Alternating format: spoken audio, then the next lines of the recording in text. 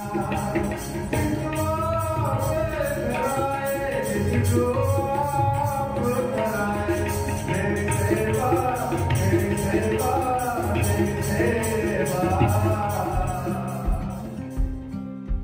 তো সবার আসার দরকার আছে, এটি ঈশ্বরের প্রার্থনা। আল্লাহ বলেন, গড বলেন, যীশু খ্রিস্ট বলেন, বুদ্ধিস্ট বলেন, बाइबल बोलें सभी तो है। गुरु आज एक ओंकार सतनाम पार ब्रह्म परमेश्वर घट घट पूजन राम पट सुमन पर घट भाई श्री ओम सतनाम। এই সতনাম জিনিসটা এক ওঙ্কারের থেকে সৃষ্টি।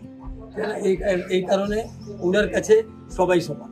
এখানে হিন্দু মুসলিম বৌদ্ধ খ্রিস্টান জাতি ভেদাভেদ নেই।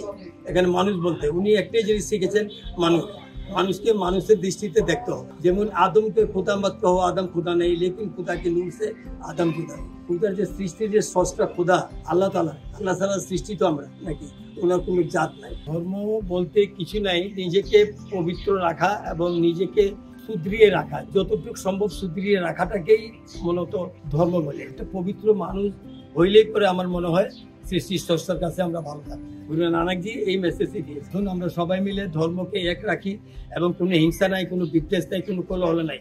জাত বলতে নরনারী একটা জাত আছে, একটা পুরুষ একটা নারী জাত আছে, আর পৃথিবীতে কোনো জাত নেই।